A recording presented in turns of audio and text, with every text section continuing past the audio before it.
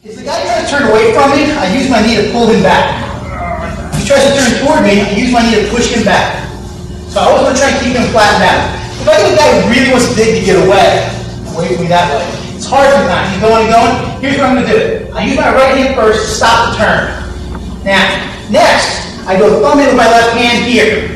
I keep my right knee stopping him now. So now my left hand stops him because if he keeps turning, he chokes himself. He doesn't want to keep going that way. My right knee keeps him turning back before I want. My right hand slides under and behind and grabs the back of his collar. Turn your back. So, just stay upright. So, I have this position. Let's pretend Ronnie's back and slide to the ground. As he's trying to turn away from me, my other hand comes and catches here. So it's essentially fingers in, thumb in here, like so. Okay, so that way. Keep turning away. Good, he's turning strong. Use my first, my right hand stops him. Thumb in. My right hand underneath catches the back of his collar, and I go flat. Now, just walk my elbow toward the top of his head. And he catches. So, he tries to turn. I stop with my hand. Thumb in. Now, he doesn't want to turn so much anymore because he's got my knee digging into his ribs and he's turning into a choke.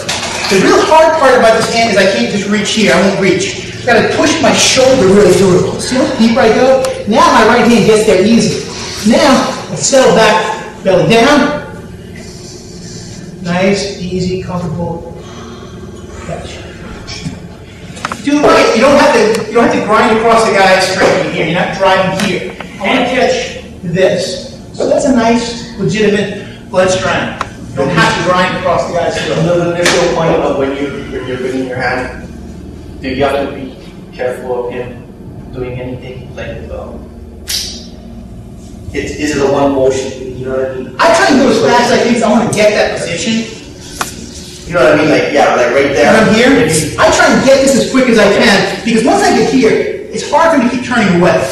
So I've got to choke and I'm turning right into it. Hard for him to turn toward me because I can lift him up with this hand. So now I'm in a strong position. When I go belly down, it's really in a good position to try to apply the choke. It's hard for me to go anywhere at that point. The real key though, that's why I've got to get that second grip as fast as I can and get it strong. I can't settle just catching fingertips on the edge or getting a couple of fingers. I want to get a real strong, deep grip all the way through. Because now I can pick him up if he tries to turn toward me.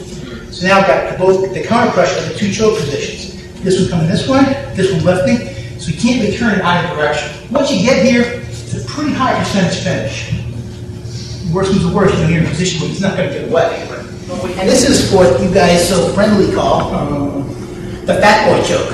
I don't know where you would have gotten a bit of a name for the technique like I don't know this. where I got that. Not a clue as to where you came up with that. So, you can do this technique one of two ways, and they both work.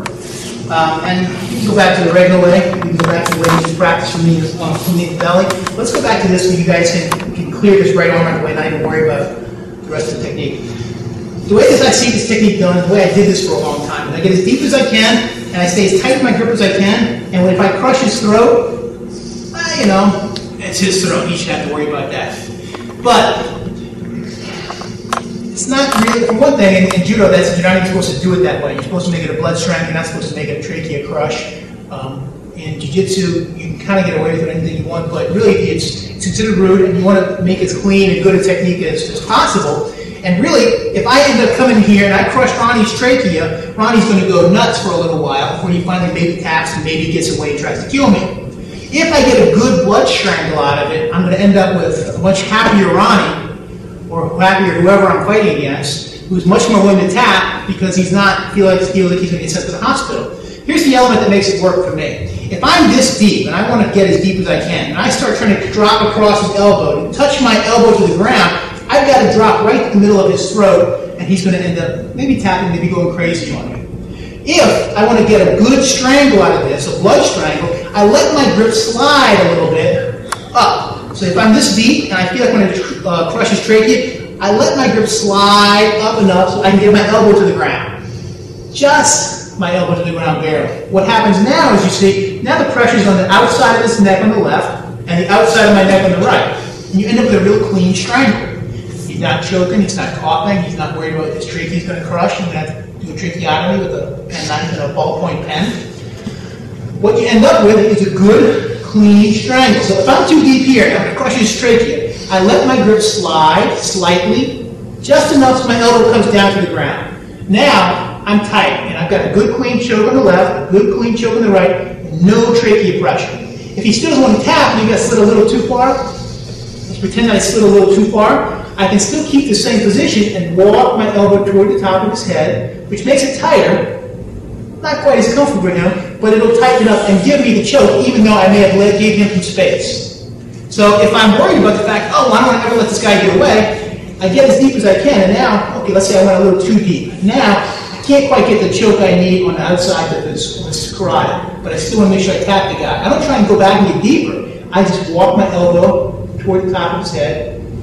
I keep the same clean blood strangle, and he taps out or goes out.